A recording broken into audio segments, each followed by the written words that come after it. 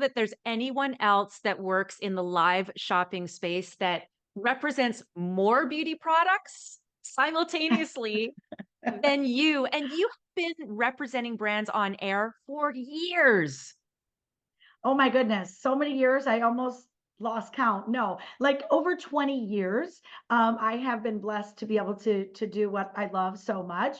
And it's had quite the evolution over the time. My main objective has really kind of always been the same, and it's just something I'm so passionate about. And that truly is just helping people feel their very best about themselves, confidence building, really just giving people the tools and maybe a little tips and tricks along the way of just things that they can do.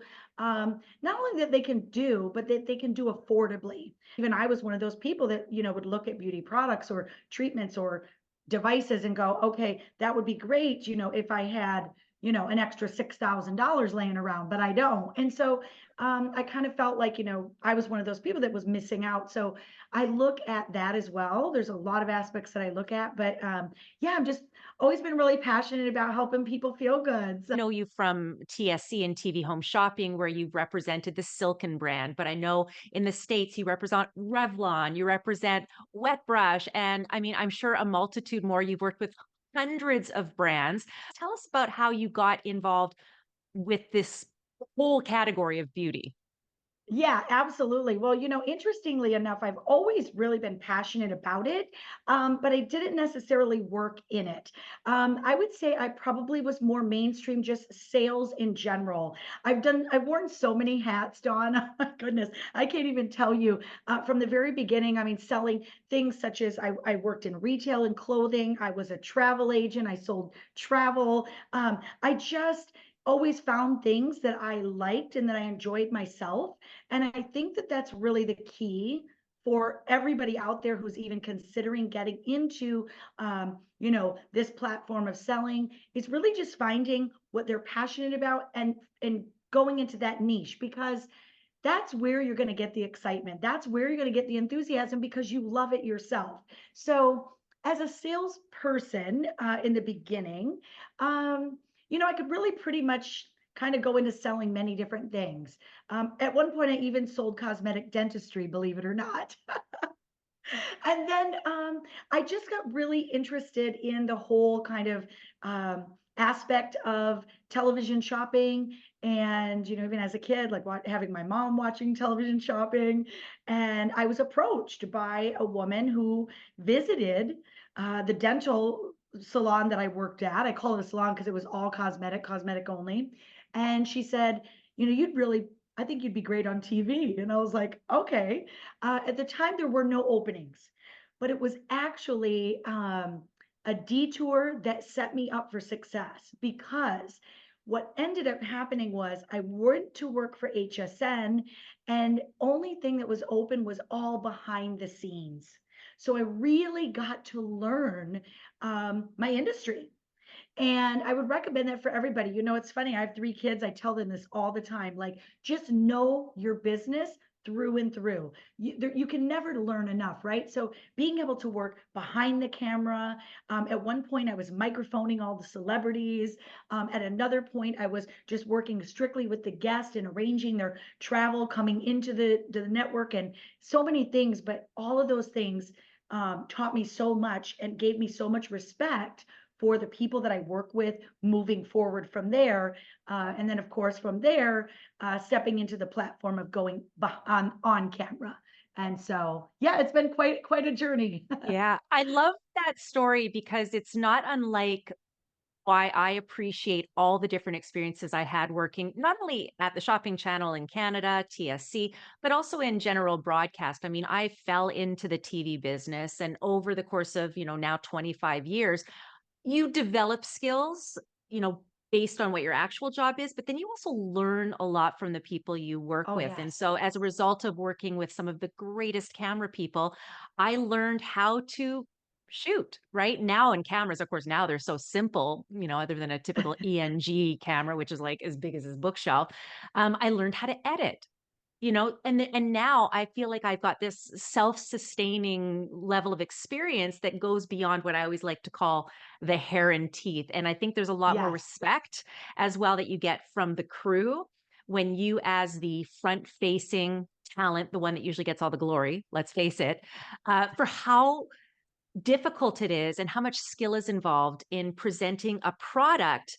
There's just so much that goes into it. And from an on-air presenting standpoint, let's talk a little bit about sales because you are a salesperson first, as most people that work in TV home shopping are. We're just happen to be camera confident.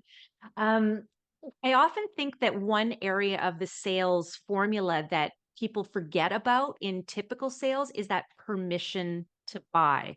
And in TV home shopping, in live stream shopping, offering the consumer the permission is even more critical when you can't deal with the anticipated objections that might be verbalized or through body language when you're face to face. 1000%. Yes, absolutely. And I feel like the majority of that falls on truly just the problem solving that you create. As the salesperson. I mean, most of us on some level of relatability, have a lot of the same issues. Maybe, we want our lips to be fuller. Maybe we want less wrinkles. Maybe we want more hair. Maybe we want, just better overall skin glow, whatever it may be. There's so many people out there that are struggling in the same way. So I think really important for me when I'm on air and I'm promoting product and I'm really talking through that camera lens. I know there's millions of people out there watching. It's not like someone standing right in front of you, but I always think about that. I always think about really truly just getting into the mind of the consumer because they are just like me and you, and they want to know pretty much right away, like, okay, well, what is this going to solve for me? Well, how is this going to help me? And I think that's just really important to never forget that, no matter what products you're, so-called like pitching or whatever you're representing, whether it's electronics or whether it's beauty or whether it's, fitness, whatever it may be. I just think that's just such an important part of it. And that's kind of where I always place myself is in the mind of the person on the other side of the camera. You have to really identify the customer motivation, and a very easy way to do that, as I explain to my students and through my course, is to imagine there's like a little birdie in there or somebody whispering in your ear going, "Why? Why do I need this? Why do I care? What's it going to do to make my life better, more joyful, to save me money, to save me time?" And you really have to be able to, I think, Angie, ask those questions before you ever say a word on camera. Yeah, absolutely. And a really big part of it too, I think for myself is really just in product selection. And I think a lot of it falls in that a lot of people don't realize someone like myself, who is an on-air guest and represents so many different brands, they may look at it sometimes and go, "Oh, well, she's just, pitching this or selling this." A lot of people don't realize that we actually get to choose. So I turned down a lot, Dawn, as much as I actually represent, I turned down a lot. And the reason being, sometimes people think I'm crazy. They're like, what do you mean you could, maybe be making way more money or you could be getting way more exposure or doing those things. But you know what? At the end of the day, if it's not something that I love, that I use, that I believe in, that I know that works, and that I would actually suggest or, tell my own mother or my best friend about, um, I'm not doing it. And it really is simple as that. And I think that, that's a really big takeaway, probably for many of your students as well, is like, you really just got to find the things that you truly love because the rest will come naturally in the sense of your passion is going to come through, your genuinity is going to come through. The customer watching that TV or on the other end of that computer or that iPhone is going to feel it. They're going to feel what you are talking about in a way that if I was just, to pick up these earbuds and be trying to sell them to you, you're going to know within a second that I really, yeah, I love earbuds, but like I really don't know much about them, and I'm not passionate about them. I could care less if they're one brand or the other. So I think really just staying true to yourself and choosing the products, or if you love fashion, go for fashion. You can mingle. I mean, not everybody's a one-sided, person. We have multi things. I love fashion, I love beauty, I love home decor, I love a lot of different things. But what's the one thing that really, really kind of drives you? And that's what I would really shoot for. And I think because there is so much research that goes into presenting a product that it just rolls off the tongue because you know it inside and out and backwards and forwards and flipped over and the whole thing. And the only way that you can do that without losing your mind is by really being interested in it. Right. I remember I took a wine course. It was like my W set level one. And I got 100% on that test. I got a I would get 100% on 100%. that as well. I never got 100% in my life. I mean, I barely graduated from high school. So when you care about what you're presenting, when you legitimately and authentically use and want to scream from the rafters how great this product is, you can't help but bring that infectious um, vibe through the screen. And Angie, I think that that really encompasses who I know you are and who I believe you to be, because having worked with you, there is nobody that I've seen, I'm sure, that is as passionate about like I'm talking maybe Mally, who has Beyonce's old makeup Yes, artist and created her yes. own makeup line. But there's not really too many other people that are enthusiastic in a real and genuine way, and the opposite would be in a way that would come across as forced. You're not forced. I can tell you're legitimately excited when you bring products to air. I know sometimes probably a little overly excited, right? That's really the thing. It's funny. A lot of people will say, kind of that cliche of like, oh, well, you either have it or you don't. I mean, maybe to some extent, but I think we all have it. I think we just have to find what it is that really drives us. I just genuinely feel so good about making other people feel good about themselves because I mean, if you feel great about yourself, you're going to step out each and every day. And I don't care if it's, just being home with your family, if it's on your workforce, if it's whatever it may be, projects, if you're trying to get a promotion, if it's the dating scene, whatever it is, you just feel differently about yourself. You're going to perform differently.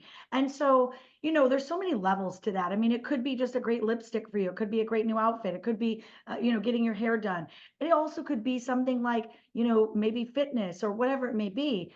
But I just think staying true to yourself is really that key of like, oh, you either have it or you don't. We all have it. We all have something. What's the transformation going to be with this product? And sometimes it's not obvious. You have to, as a salesperson, and especially when you're communicating through the screen, when you can't really sort of read the vibe of the person, right? You can't see in their eyes that they don't get it, and then you'll re-explain. You just have to assume that you're starting kind of from scratch because you're speaking one to many, and everybody's got different motivations. So transformation could be an obvious transformation. Okay, here's your before picture, here's your after picture, whether it's weight loss or makeup, no makeup, or wrinkles, no wrinkles, or yellow teeth, white teeth, right? Whatever the deal is. Sometimes the transformation is something that's not optical, it's not something you can see. So, is your life changing because now you have more time and now you've got more time with your kids?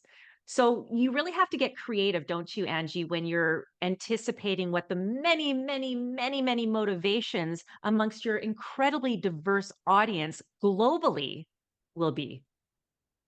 Absolutely, because you're speaking, essentially to millions of people. And so, I'm always thinking of like myself. I'm a pretty big skeptic, quite honestly, when it comes to stuff. I mean, obviously, I choose my products that way because I'm always like, send me the product. I have to use it. I have to try it. I'm a huge skeptic of products and brand, all kinds of things. So, I always think that like I get the skepticism, right? Because sometimes the consumer's thinking like, okay, this is way too good to be true. Or is this really going to work for me? Maybe I can relate in this way, maybe not so much this way. I always tell people, don't over deliver either, because you don't want to be promising things to, your consumer that you necessarily can't stand behind, because then now you're losing trust. Now, the next time you're on, they're saying, okay, wait a minute, you said that was going to whiten my teeth by 5 shades and it doesn't. Um, you know, you're kind of setting yourself up. So I always think long game, don't think short game. Do your research, study, get prepared as much as you possibly can. whether you're selling clothing, whether you're selling electronics, whatever it is that you may be selling. Just really, really educate yourself on the product. Don't over promise anything, Right. because that aspect right there, like you said, you're speaking to millions of people. It might work for this person, might not work for this person, but at least give them a general idea of this is what you can expect. If you What's do all that? the things. Well, because Yes. we're assuming that people are following everything to the T. And so you can only express what the expected results might be. But I think ultimately, when I sort of unpack everything that you said and also what I know to be true as somebody who I believe authentically also presents products on the screen, not everything can possibly be for everyone. Not every Right. product can be your personal favorite. And the minute you start watering down things with those very easy phrases, this is my favorite. Oh, Right. everybody loves this. It becomes watered down. And so you want to be very, I believe, Angie, intentional when you say something to realize what the overall impact and how that message that you're communicating is being absorbed by somebody, whether it's a value proposition, whether it is a result that is typical or not typical, whether you are prepared to give up the sale if this is not the right product for you. If you are Yes. selling your silken hair removal device, you'll specifically say, listen, it would be easy for you to say this works for everyone and sell, thousands more. But the reality is, if you say that, A, you're not being truthful, you're just trying to make the sale. B, returns happen. And one of the brilliant things about live stream shopping and TV home shopping is there are historically less returns of products than traditional e-commerce, right? Sight unseen, because you have that trustworthy advocacy. And that's why I always encourage brands as they're evolving, especially in small business, right? Because not everyone can appear on a big, TV home shopping channel, and not every brand should. They don't have the inventory. Right. But historically, conversions are higher than traditional e-commerce, right? We're looking at 10 times higher, 30% more, and upwards of 40% less returns than traditional e-com for the very reason that you and I are talking about. Yeah, absolutely. I mean, you really building the trust is so essential and so key. And not only for longevity of whatever products that you are selling, but longevity of your own self in your industry, right? Because if you don't build trust with your consumer, I mean, they're going to eventually stop believing you and stop buying from you. I would definitely say don't try to like continually sugarcoat it for the sale, because you know what? If you stay genuine, you stay honest, you stay true, and you let those people that it's meant to be for, let it be for them, you actually will end up with higher, sales anyway in the long run. So the sales will come. I would never stress over like the sales part of it. You're going to have the highs and lows, but I think that the integrity and the honesty that you give to your customer, absolutely 1000%, is so essential. Now with more and more traditional media going away from earned media and moving to paid media, which is essentially sponsored content, which by the way is synonymous with kind of a commercial, Right. on your own owned channels, social media, websites, you can do like what we're doing every single day when we're on camera selling products, Angie. It's an amazing space right now for especially small businesses. You have this space now that we didn't have, obviously, way back then, 20 years ago, to be able to have the opportunity to kind of step into that arena. And whether it's your own brand, whether it's something you've created, invented, a small business you're trying to get started, or if you're selling for other brands, I would always say too, like, do your outreach, because there's a lot of brands out there, even big brands that I work with, such as Revlon and Wetbrush and Silken, and they're always doing a lot of these kind of affiliate programs, but not just the traditional affiliate program. They're doing these programs where they're like, hey, if you want to sell this and you can get commissionable rates and selling just from your own, iPhone or whatever, it's such a great opportunity to kind of move into that space. Or if you're selling for other brands, I would always say too, like, do your outreach, because there's a lot of brands out there, even big brands that I work with, such as Revlon and Wetbrush and Silken, and they're always doing a lot of these kind of affiliate programs, but not just the traditional affiliate program. They're doing these programs where they're like, hey, if you want to sell this and you can get commissionable rates and selling just from your own, iPhone or whatever, it's such a great opportunity to kind of move into that space. There's so many other avenues that people can really kind of dabble in and get a feel for it and see if they really, if it's for them. You want to develop your talent and then start putting yourself out there and creating content and going live is one of the best boot Yeah. camps that you can do. Now, if you have the ability to be trained or if you are somebody that wants to find information, obviously there's information out there. You can also go to live selling school for information about that. But honestly, the best advice I always give, Angie, is keep yourself, watch yourself. How do you Yeah. feel about the person you see on that screen? Would you buy from that person?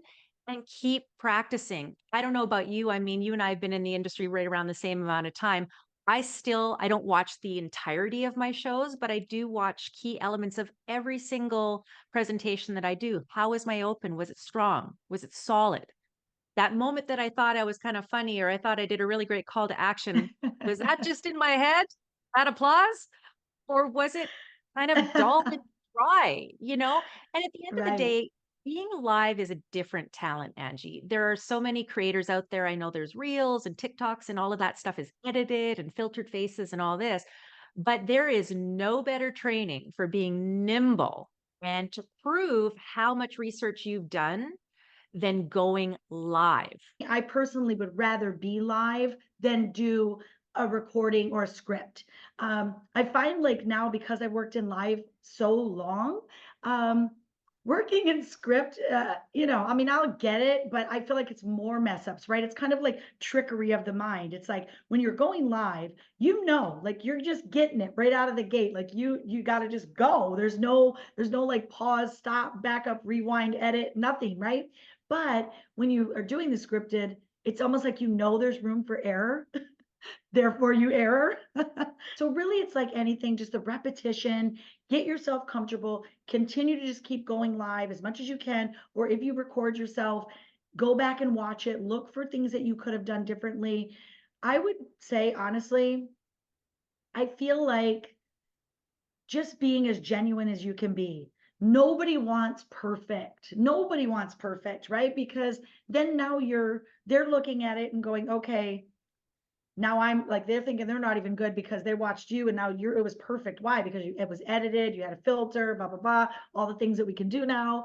I think there's just, something really magical about just being naturally you and presenting as naturally you. Your people will find you. The people that gravitate towards you and that want to shop with you and want to purchase from you will find you because they're going to feel that connectiveness. I mean, it's an energy, right? At the end of the day. So, and there's going to be people that don't connect with you, and you've got to be okay with that.